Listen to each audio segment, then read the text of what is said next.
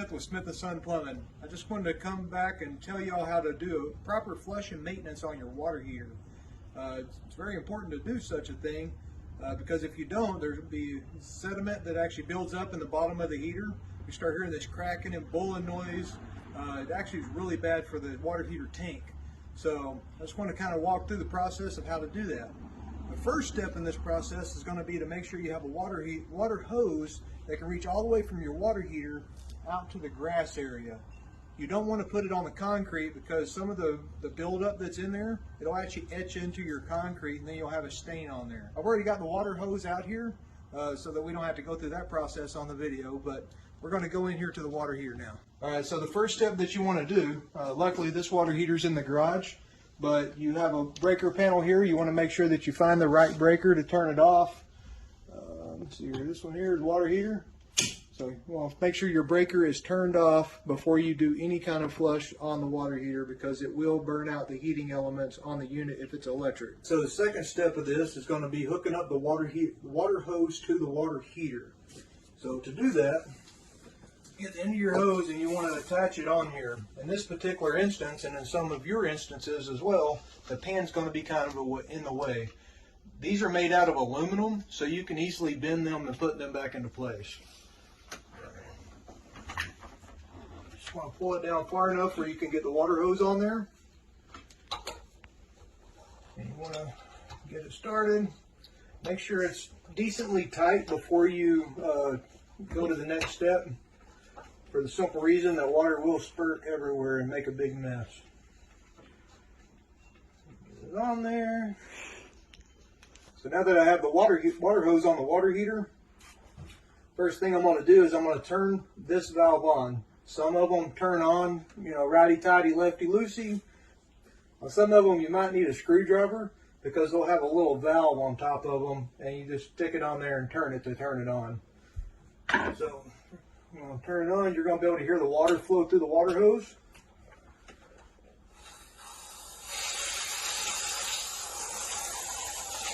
I don't know if you can hear the sediment like kind of popping through there. It's flowing pretty decently right now. For the third step of this is going to be, once you have this flowing, you're going to go up to the top of the water heater. The next step is going to be turning off the lever on your cold water inlet side.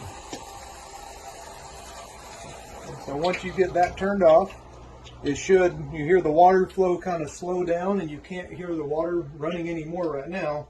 But then this is called the TMP. The next step of this is going to be to pop open the TMP where this stays straight up and down. It will try to flip all the way over, so you got to make it stand up all the way right in the center. And what that does is allow the air to come in behind the water and allows it to drain out. And whenever it gets down to about a quarter way full of water, we're going to turn the water back on to kind of stir everything back up in the bottom and hopefully get all the sediment out of the bottom of the water heater. Next part is it's completely drained out. You just turn your heater drain port back off. Like I said, this one here you turn off by hand that way. Some of them you might have to use a screwdriver to turn them that way. Then you take your water hose back off.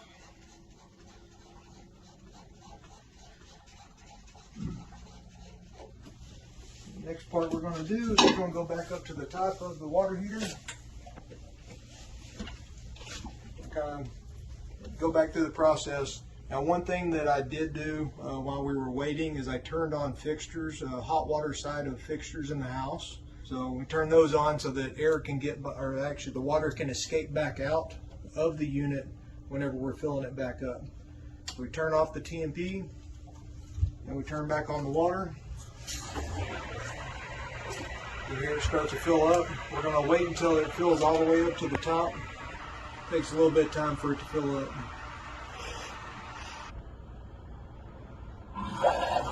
Alright, so that's what it's going to sound like whenever it's full all the way. You go ahead and leave it on, and then you go back in the house and turn off the faucets that you have on after all the air and everything came out of the system, and roll up your hose and you're good to go. The last thing that we got to do after we have the faucets off is come back over here and make sure you turn the breaker back on.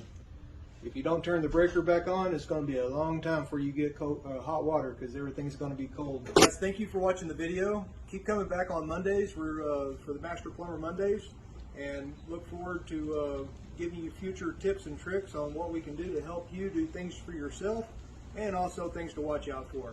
Follow us on Facebook and Instagram, and that way you'll get notified whenever we're sending out more info. See you next week.